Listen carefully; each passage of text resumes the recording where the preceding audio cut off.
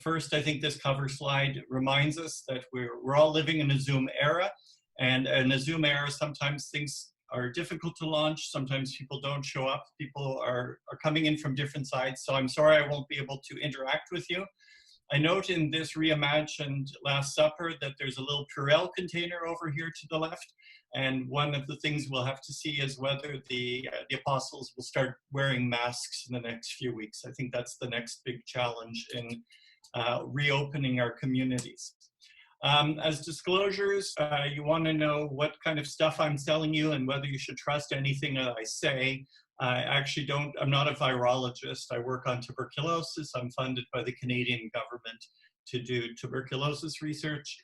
Because I've worked on tuberculosis for over 20 years, I direct the biosafety lab at the Research Institute of the McGill University Health Centre, which is now a Public Health Agency of Canada approved COVID-19 research lab. But I'm not the researcher there. As I tell the researchers, my job is to drive the paving truck so that other people can bring in the Ferraris and do the fast driving. I have no commercial products in the COVID space, and I'm not planning to make any clinical recommendations to any doctors who are listening to this presentation. All right, so I thought what I would do, since we're all researchers and we're trying to figure out how we can contribute to the research, is I would just ask a bunch of questions for which I don't have the answer. And hopefully if I ask some questions during the Q&A, we'll have some ideas of what we can do and what we can do better. So conceptually, one of the first things I did when I was asked to moderate the channel is I divided the channel into two goals. One is to detect the virus, and one is to detect an immune response to the virus. And so I guess for me, I wonder, well, why do we want to detect the virus? When do we want to detect the virus? Where do we want to detect the virus? And how do we want to detect the virus? Those are, I think, some of the research questions. If you go through, your grade school grammar, we don't really need a who, but we have the other ones. We have the 5 W's, I guess. And for an immune response, again, we have a why, a when, and a how. I'm not really sure if there's a where in this case, but we'll see. Maybe there is a where do we want to detect the immune response before the Q&A. So why do we want to detect it at all? So the virus is SARS-CoV-2, and I'm a microbiologist. I have run a hospital microbiology lab here at the McGill University Health Centre, and I can tell you that our lab had really two offerings conceptually. We offered clinical tests and we offered epidemiologic tests. And what do I mean by a clinical test?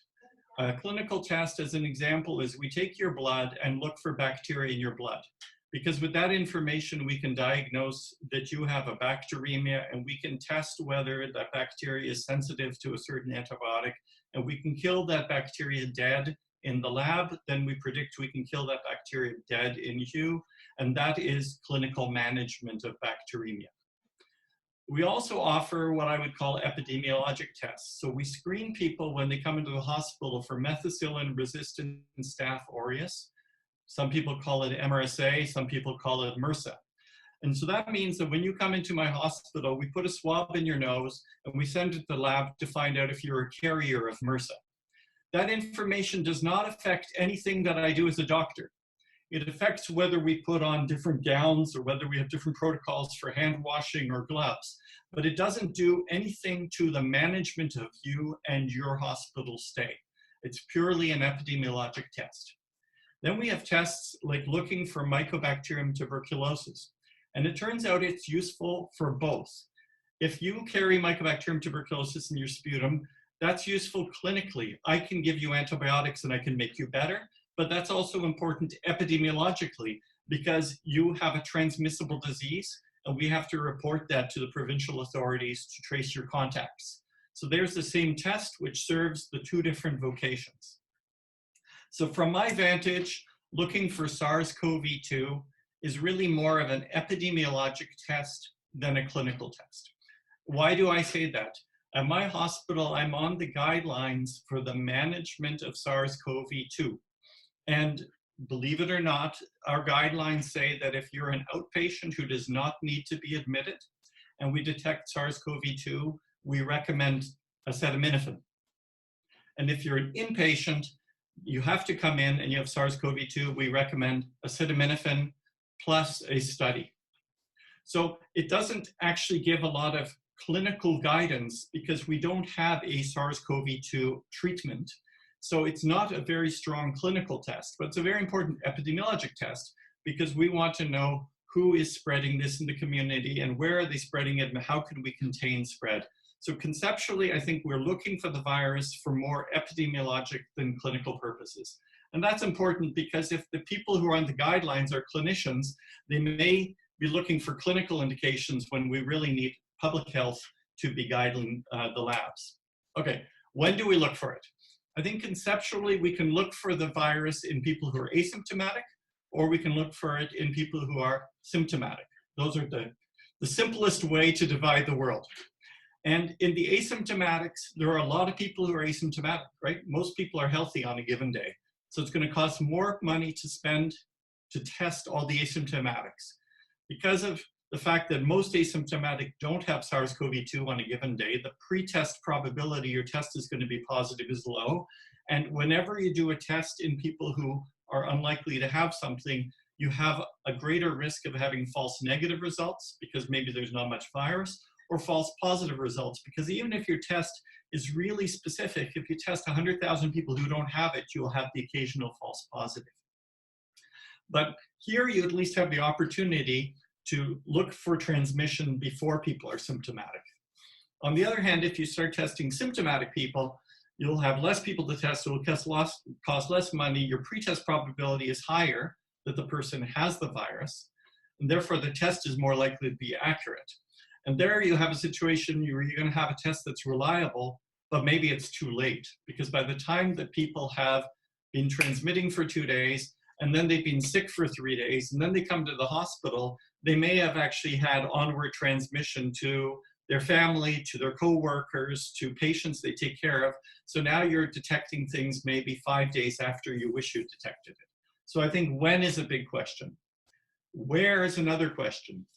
A lot of you have been told this is a respiratory infection, and it's in the nose, or it's in the eyes, the conjunctiva, and it gets into the lungs, and it causes a pneumonia. And because of that, we test respiratory samples, and we have arguments or discussions and debates about whether we should use nasopharyngeal swabs or saliva or secretions from the lungs. And then this leads to conversations about whether it's a droplet spread or if it's an aerosol spread. And if it's an aerosol spread, should we be testing the HVAC systems of our hospitals? Of course, if you only look at it as a respiratory disease, you're only going to sample the respiratory system. But we now know that a lot of people have diarrhea. And if you don't look in the gastrointestinal tract, you won't find anything. And so maybe we have to start to ask ourselves, are we sampling enough stools? Should we be sampling downstream of stools? And this is what led to one of the channels, which is now called the theme Diagnostics Viral Detection Sewer. But I understand sewers are better called scientifically wastewater. And if we don't look at stools and wastewater, will we underestimate non-respiratory transmission? And is that something we should be looking harder at? And then how? A lot of the detection has been based on PCR. Everyone does it. Because everyone does it, we really don't know the sensitivity because it's kind of the gold standard and it's a tautology. You can't actually prove something is better than the only thing you're doing. So is it 100% sensitive? Probably not, because we all know of anecdotes of somebody who was negative on one day and positive the next day. And now the problem with PCR is the reagent shortage issue. So we saw a lot of chat on the channel about scaling up and improving and having more labs and having more reagents and helping out. And that, a lot of it, I think, moved over to the channel of basically healthcare utilization, where you have something and you're trying to scale it up. But should we be looking at different ways to detect it? Should we be using culture? Should we be using CRISPR? The Sherlock system got FDA approved just yesterday. Should there be other ways to look? And why should we look in different ways? Well, one way to say is, I've got a test that I can run 1,000 a day. How can I do 10,000? How can I do 100,000? That's because you want to scale up. But sometimes you don't want to scale up.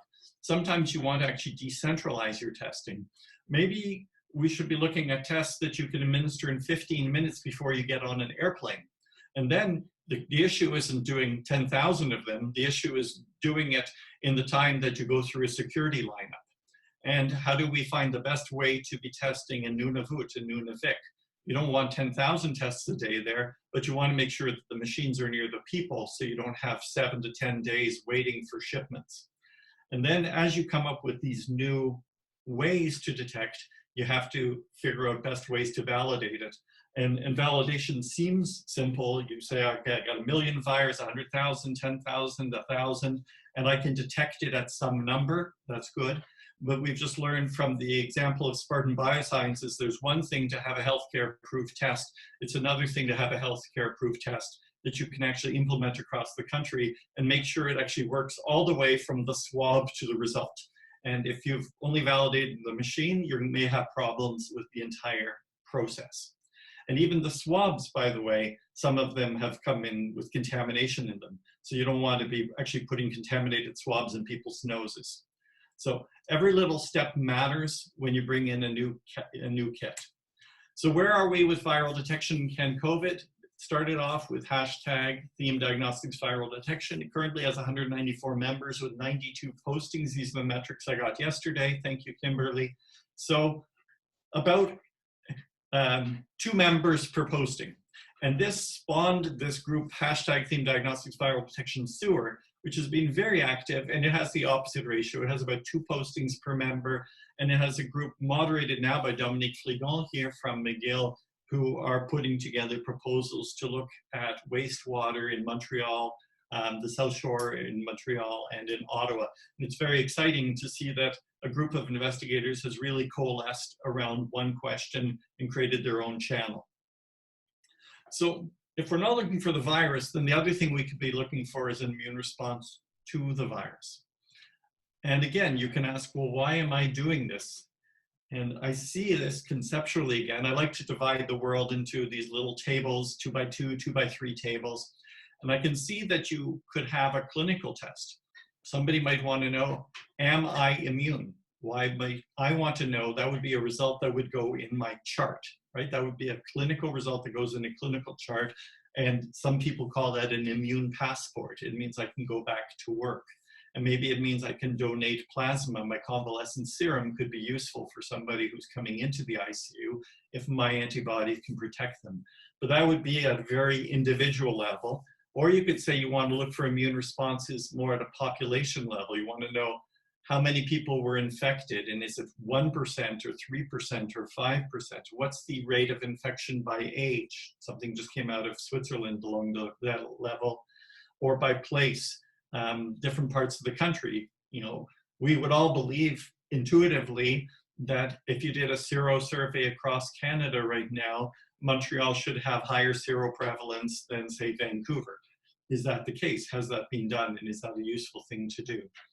And then in an epidemiologic sense, you'd like to know if you took all the people who have antibodies or have evidence of prior infection, are they getting less disease? Are they getting less sick? Because that's the premise of vaccination, is that the prior exposure boosted your immune system, so for the next time you will do better. And if that's not the case, then some of the vaccines we're designing based on a prior exposure to these antigens may not work. Now, you may think this is an obvious thing, that if you've been infected with something, you should be protected in the future. But I can say from my world of tuberculosis that we've been able to show in South Africa, and others have shown in other places, that the people who were diagnosed, treated, and cured of tuberculosis, who then went back to a high incidence setting, they have a higher rate of tuberculosis than the average person in the community. So not all infections protect against subsequent challenge. And this is something that I think needs to be worked out in the case of COVID-19. When would we like to look for an immune response? Well, some people have been coming on the channel and say, I want to have a point-of-care test to determine who has COVID. So basically, it would be during the infection so that you can find out right now if the patient on 5 East has COVID. And if so, what would be the way to find out if somebody has COVID? Would it be something like a saliva test that you could buy at a pharmacy for HIV serology? Would that work? And how quickly would it work? Could you actually come up with something in 15 minutes that can say, I have COVID? Or is this a test that we're looking at more after the infection, where we want to say, can we reliably detect why I was sick the second week of March? And if so, what is the lag period between being infected, being infectious, being sick, and being immune positive? And can we be looking today for why I was sick 3 days ago, or can I be looking today for why I was sick 3 weeks ago? And of course, you need to know the natural biology of infection to figure out when these kinds of immune detection systems can work. And then how? I've kind of simplified this, and if there's anybody from industry on the line who wants to challenge me, I'm willing to concede the point, but I've simplified it between some of the conceptual questions that are often addressed in academic labs and some of the more engineering questions that are often better addressed by industry. So academic labs have to ask, are there conceptual challenges here? Should we be looking for antibody, or should we be looking for cell-mediated immunity? And if we're looking for antibody, is it an IgG or an IgA or an IgM? And what would be the best protein? What's the exact fit between our immune system and SARS-CoV-2 that will enable us to better study the processes? And once we know exactly what those are, then we can say, well, what are the cohorts needed to identify these interactions? A lot of serology studies will be done on the generally healthy people. But will these tests work if you do it in a cohort of people living with HIV? Will this work well if you're looking in nursing homes where people are 85 or 90 years old? Because if your target audience or your target market is 85-year-old people, you need to know that your test will work in 85-year-old people. And it's no good to say it works in healthy medical students. And then beyond academics, if we've decided we know the type of immunity we want to measure against the type of viral proteins, what are the engineering challenges to go from a test that can work once to a test that can work 100 times, 1,000 times, and 10,000 times, and give the same result reliably and reproducibly? And what cohorts are needed to best validate these? And can you say, well, this thing worked in 3 out of 3 people, so therefore we can go to the FDA? Or do you actually have to show it works in 30 out of 30? Or you have to show it works in 99 out of 100 before you're ready to go to the FDA or Health Canada to say, I have a test? On Twitter, I see people saying, we've got these great results, but when you look at the results, the sensitivity was 100% because it worked in 8 out of 8 people. Are we comfortable in our countries doing surveys with tests that have worked in 8 out of 8 people, or would we rather know it works in 80 out of 80 or 800 out of 800? And those are some of the issues I think our community is left to ask. The immune response channel, I should have changed the top, sorry, this is the viral serology, not detection. It has 62 members and 42 postings. We had quite a bit of chatter until April 23rd when the Prime Minister announced new support for this medical research that includes the COVID-19 Immunity Task Force. This task force will establish priorities and oversee the coordination of countrywide blood test surveys that will tell us how widely the virus is spread in Canada and provide reliable estimates of immunity and vulnerabilities in Canadian populations. And since then, our channel has kind of gone quiet. And either it means that there's another group of people doing what we're doing, or it means this is an opportunity for our channel to feed information into this group and say, here are the questions we've raised, here are the issues we think are pertinent, and this is our opportunity to try to share our questions with this task force. And so I'm asking people on the channel, I think I sent something out on Slack 2 days ago, what are your thoughts about what we know about serology? What are the big questions that are pending? And how can we make sure that what we perceive to be the weaknesses of the Santa Clara study or what we perceive to be the weaknesses of some other study are things that we do not reinvent here in Canada as this immunity task force goes forward. So that's where I am right now in the diagnostic space. Thank you again, Kara, for inviting me to CanCOVID. Thank you, Kimberly, for helping out. Thank you to all the people who've been posting on these channels.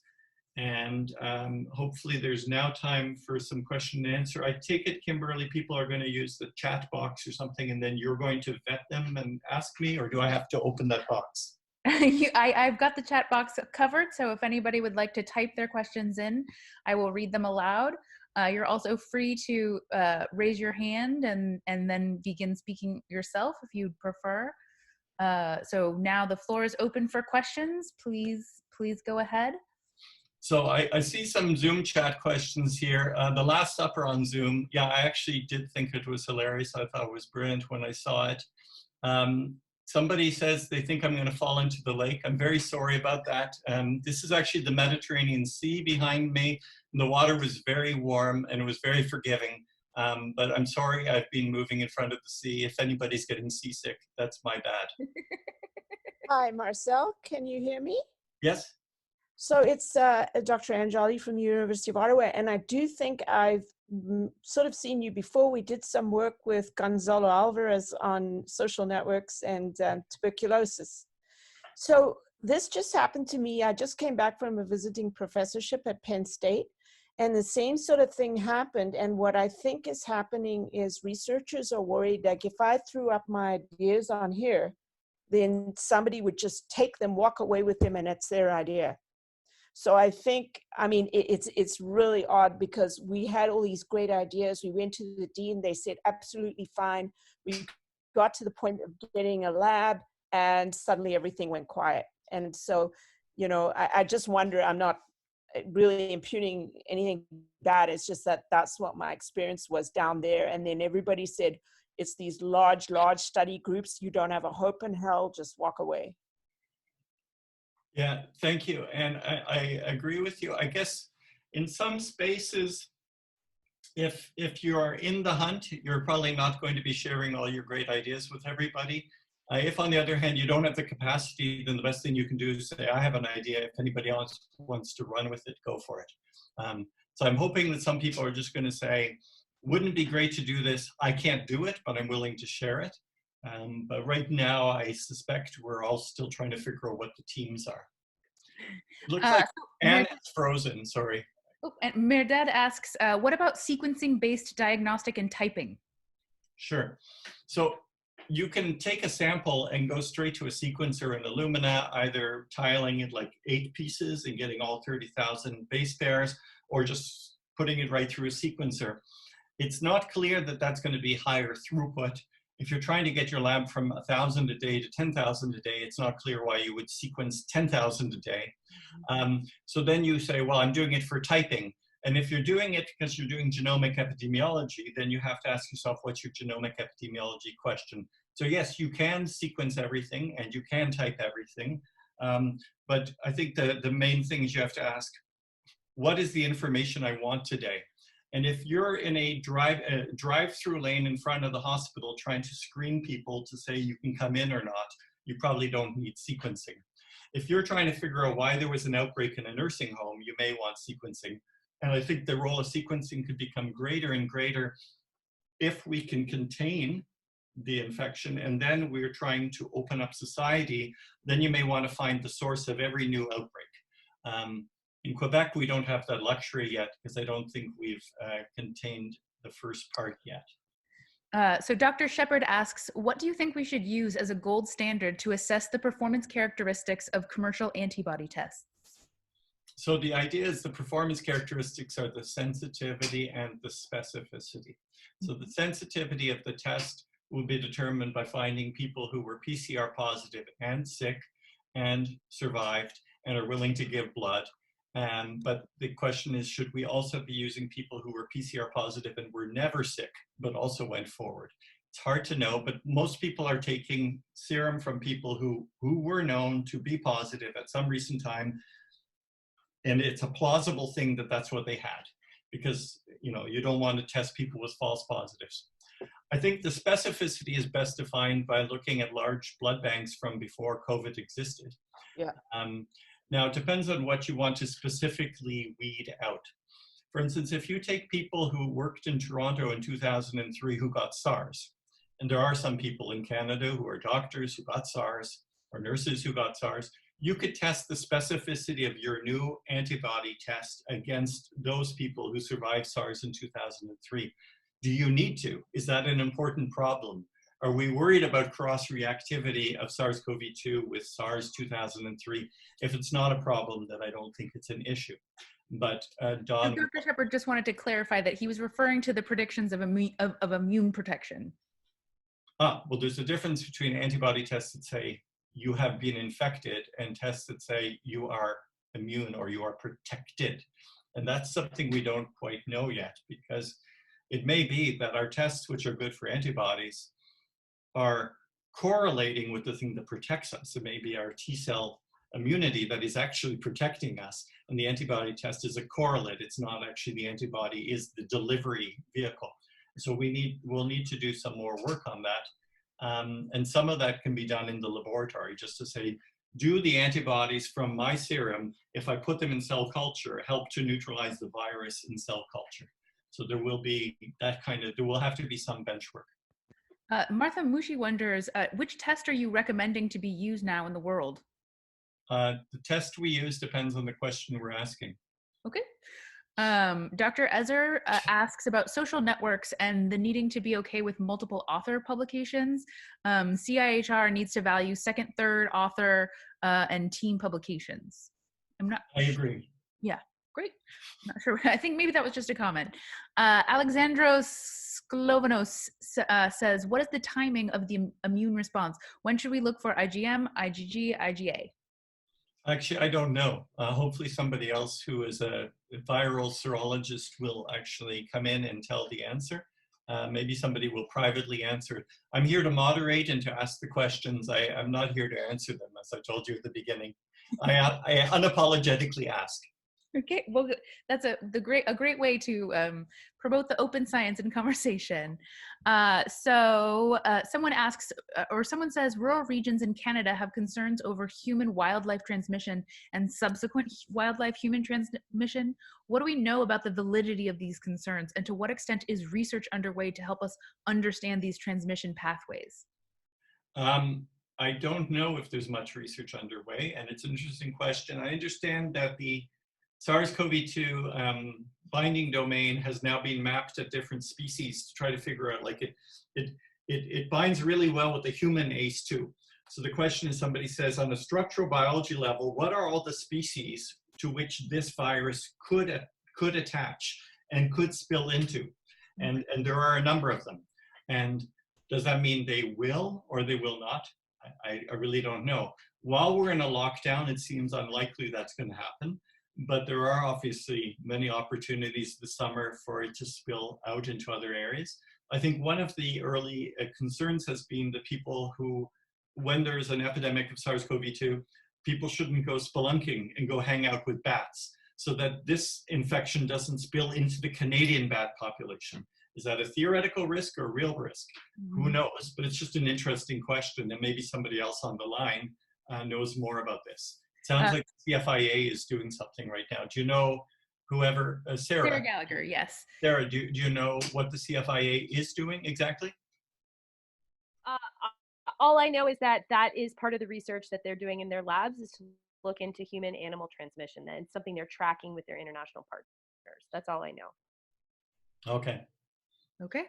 I don't know how to do those those studies in the lab. In the case of tuberculosis in the 1940s and 50s, people with TB were brought into hospital. The air from the room was vented out, and then it was shared with guinea pigs. And that was a way you could show that the bacteria in the people was able to cause disease in guinea pigs.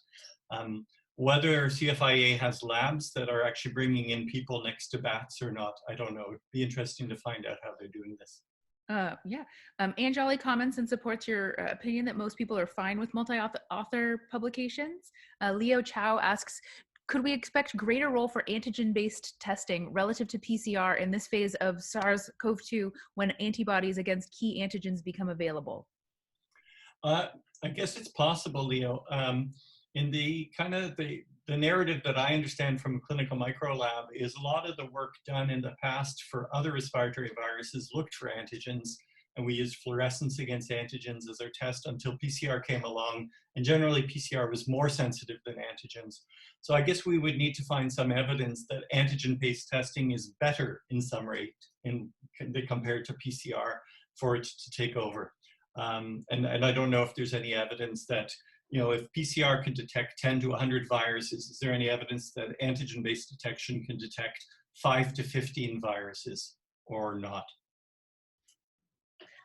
We have just a few more minutes, and I'm worried we're not going to get to all the questions. But Michael Maida had an interesting, many provinces are opening up. Is this premature?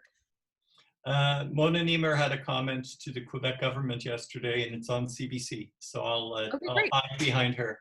So Manish Sadrangani says, there have been a few studies from China suggesting that most people who will have an IgG response, it is detectable by 1 month post-infection onset, but some detectable responses within 7 to 14 days of infection. Median IgM response in one study was about 7 days from symptom onset. And he offers a citation, so contributing to that conversation. Dr. Shepard notes that the U.S. Fish and Wildlife is conducting a bat challenge study with little brown bats. And Siddhartha will be our final question. Is it easy to explain the higher chance for reinfection for past TB patients? So this is not a COVID question. So this is when I said, if you have TB and you're diagnosed, treated, and cured, and you go back into your community, your risk of getting TB is higher than the average in the community. And there's two possible reasons. Either the people who've had infection in the past are more likely to go to the hotspots of transmission than the average person, or the people have an immune defect with respect to that organism, where the first time they saw Mycobacterium tuberculosis, they weren't able to kill it, and now they see it again, and they're still not able to kill it because, for instance, of their DNA, because of their heritable immunity. So that's something that is unknown. It's just an observation that if you like, the people who have survived TB and treatment are not protected in South Africa compared to the background. Okay, and then work out of University of Washington shows IgM is fast, 1 week post-infection, and convalescent or recovered patients had mainly IgG Fc gamma 3 receptor binders. Thank you very much, Yuri, for that. And I don't know if the IgM, which is fast, is useful because a lot of IgM-based tests in the past were less than perfectly specific. So although it's early, is it early and good? And maybe that's something that we need more research on, or maybe Yuri actually already knows the answer to that. This has been an absolutely fantastic conversation. I would encourage you all to head to CanCOVID. Marcel moderates the viral detection channels, and let's go ahead and continue the conversation on Slack. Thank you all for coming, and have a good afternoon. Thank you so much, Dr. Behr. Thank you, everybody.